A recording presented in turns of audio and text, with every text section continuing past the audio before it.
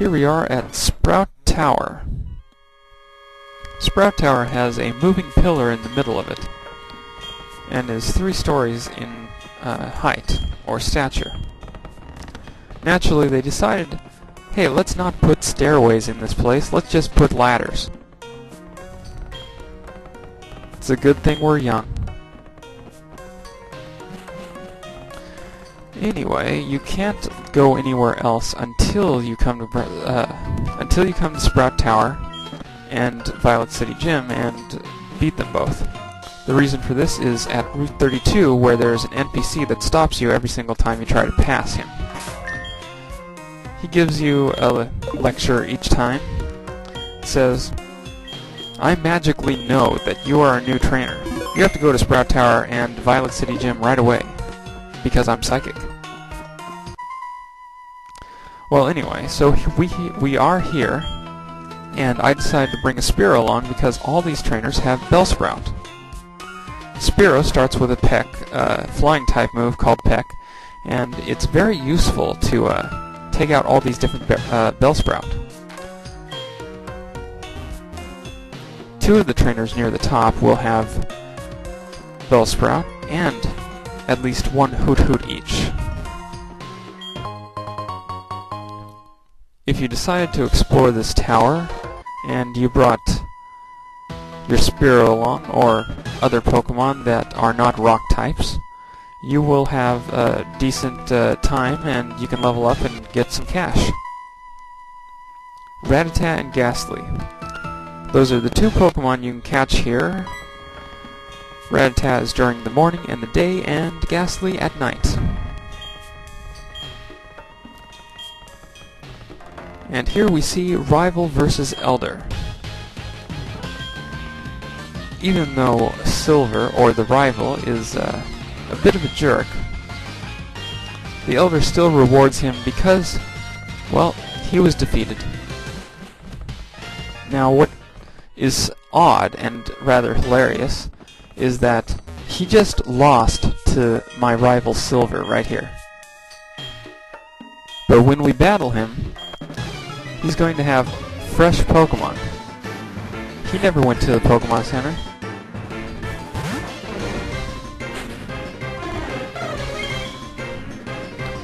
Anyway, Bellsprout versus Hawkman, or Spearow. You're about to see exactly how effective this Pokemon is in the Sprout Tower. It's super effective. Spearow can easily steamroll this entire dungeon, if you will call it, Sprout Tower, and it's, you know, it's easy. Train up some Pokemon, do switch training, whatever you want. In this case, I want to give more experience to my Geodude because I'm going to be using him against Falkner. Of course, some of the moves that Hoot Hoot does are kind of annoying, such as Growl or Hypnosis. But luckily, it's not that hard to snap out of it. But because of that Growl, I have to do another Rock Throw.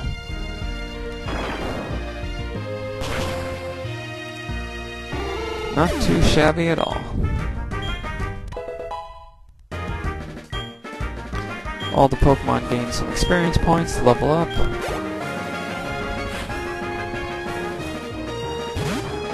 Anyway, Leader Lee, or what is his name? Elder Lee. Elder Lee is going to give you some things for beating him. And of course, all trainers new to this game will of course receive those same things if they can defeat him. It's linear gameplay, so you can't go anywhere else until you do this. Basically, he gives you a TM,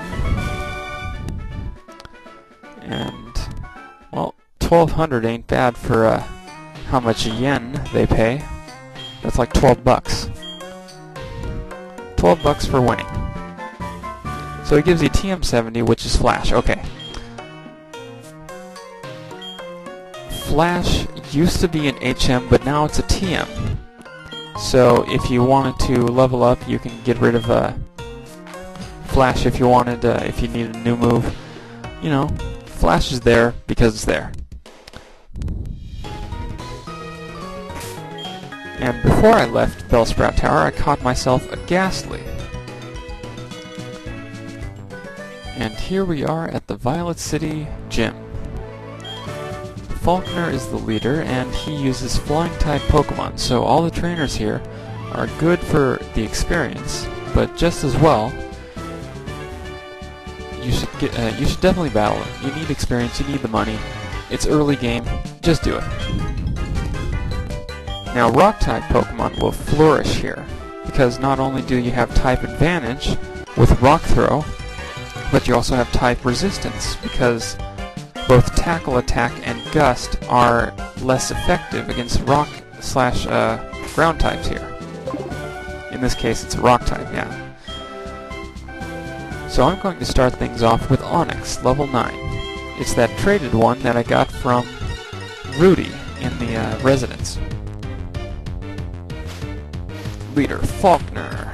Let's do this thing. He has a level 9 Pidgey. To start things off, okay, let's just take this out as fast as we can. Rock Throw. Now Onyx, surprisingly, went first. It has more speed than a Pidgey. But unfortunately, Pidgey sometimes will use Sand Attack, and Sand Attack, lowering Rock Pokemon's accuracy, especially with Rock Throw, is not your friend. So, in this case, I'm switching to Geodude, and then I'm going to switch back to Onyx.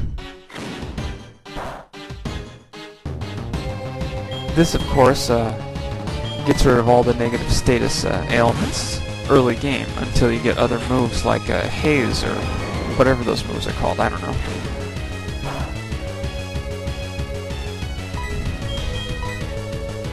Anyway, a level 9 Onyx could easily steamroll Falkner. But now that we defeated Pidgey, what Pokemon is he going to send out? Pidgeotto, of course. And naturally, these levels are greater than the original Gold and Silver games, so they are going to be a little bit tougher to beat. The strategy I'm using here is to have Onyx use Screech to lower the defense value, or defense rating, of Pidgeotto. This will greatly help Geodude using Rock Throw to easily take out Pidgeotto, even if it takes multiple attacks.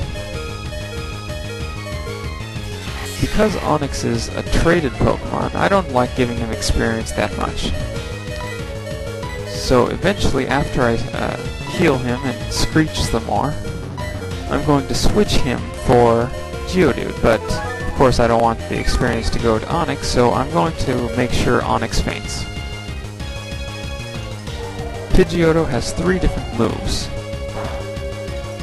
The first is Tackle Attack. The second is Gust. And the third is Roost. Roost is very annoying, especially if you have neutral-type Pokemon and you're fighting this Pokemon. It just takes a while, and then when you get the health down to so much, your opponent Pidgeotto is going to use Roost and heal. It can get annoying because Roost has a lot of PP, power points. Here we go. Geodude is sent out. We are going to take this Pidgeotto out. It has like -6 levels worth of defense, so it's very weak now. One Rock Throw should do the trick, even if not a critical hit. And we are successful. Naturally, Pidgeotto gives lots of experience. Congratulations! You just defeated Faulkner. What are you gonna do next? I'm going to Disneyland. But really, he's actually going to give you some gifts. Parting gifts. First is the Zephyr Badge. Naturally, this will allow you to train all Pokemon, including traded Pokemon, up to level 20, and they will all obey you. Without question. Just raise your hand, threatening them with a slap upside the head, and your Pokemon will be in line. And he also shares the TM51.